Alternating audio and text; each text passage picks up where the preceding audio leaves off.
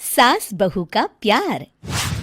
ओ मेरी प्यारी बहू, जरा मेरे हाथों में मेहंदी तो लगा दे, कल एक शादी में जाना है। अभी आई माँ जी। माया गिरजा के हाथों में बहुत सुंदर मेहंदी लगा देती है। मैं वारी जावा, ऐसी गुणवान बहू मिली है मुझे। अरे मुझे भी तो इतनी प्यारी सास मिली है। दोनों हंसने लगती हैं। ये बात उनकी पड़ोसन कमला सुन लेती है। बढ़िया ही गुणवान बहू और प्यारी सास, सब नाटक है नाटक।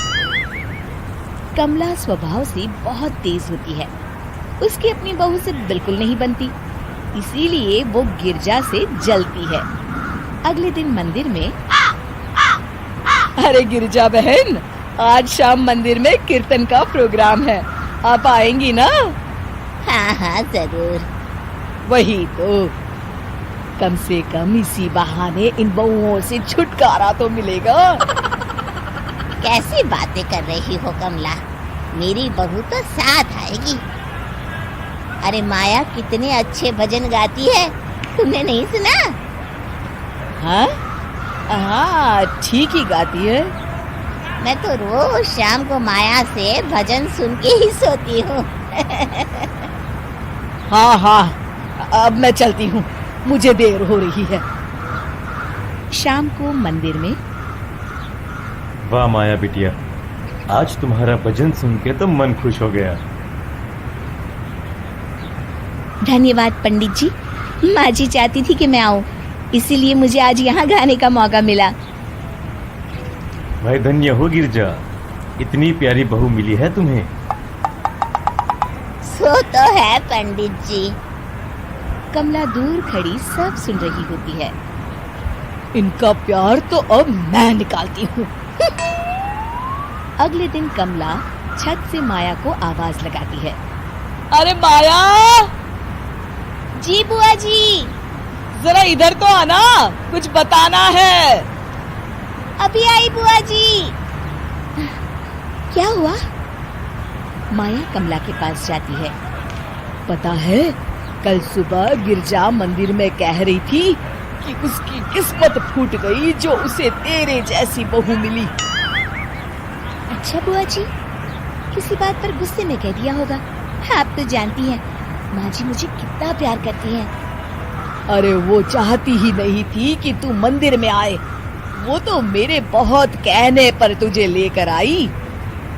दरअसल बुआ जी, घर पर बहुत काम रहता है ना, इसलिए माँ जी ने सोचा होगा मैं थक जाऊंगी। देखिए ना, कल हम मंदिर से देर रात घर आए तो उन्होंने कोई काम मुझे अकेले नहीं करने दिया। खाना उन्होंने खुद बनाया। अरे ये कलमुही तो अपनी सास की बुराई करने को तैयार ही नहीं। और कुछ बुआ जी? है? नहीं नहीं, और कुछ नहीं, अब तो जा यहाँ से। अगले दिन मंदिर में, अरे ओ गिरजा, कल तेरी बहू आई थी मेरे पास। माया आई होगी, वो सबसे हंसती बोलती रहती जो है। अरे हंसना बोलना क्या, तुझे कोस रही थी। ऐसा हो ही नहीं सकता, तुझे सुनने में कोई गलती हुई होगी। कसम से गिरजा, वो कह रही थी मुझे तो मेरी सास ने नौकर समझ लिया है। दिन भर घर का काम करती रहती हूँ मैं, और मेरी सास आराम करती है।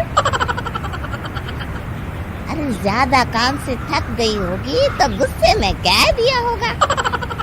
वैसे भी काम तो वो करती ही है। मुझे आराम की आदत उसी ने लगाई है। हाँ। जो भी हो, थोड़ी नकेल कस ले, बाद में ये बहुएं सास को घर से ही निकाल देती है। कैसी बातें करती हैं कमला, मैं तो कहूँगी तू अपनी बहू के साथ प्यार से रहा कर, इधर उधर की बातों में ज्यादा ध्यान मत दिया कर। बड़ी आई मुझे सिखाने, मैंने तो तेरी भलाई के लिए कहा था, नहीं सुनना तो जा यहाँ से। अगले दिन, क्या हुआ माँ जी? कमला बुआ जी क्या कह रही थी? तू तो जानती है कमला और उसकी बातें। हाँ हाँ, बड़ी परेशान है हमारा प्यार देखकर। अरे ना समझ है वो। दोनों खिलखिलाने लगती हैं। शाम को कमला मंदिर के कोने में अकेली बैठी होती है। क्या हुआ कमला बेटी? पंडित जी, मैं बहुत परेशान हूँ। मेरी बहू मुझे प्यार नहीं करती।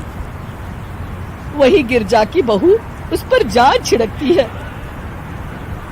ये तो अपनी अपनी करनी है बेटा। गिरजा की बहू ही नहीं, गिरजा खुद भी तो अपनी बहू को जान से ज्यादा चाहती है ना।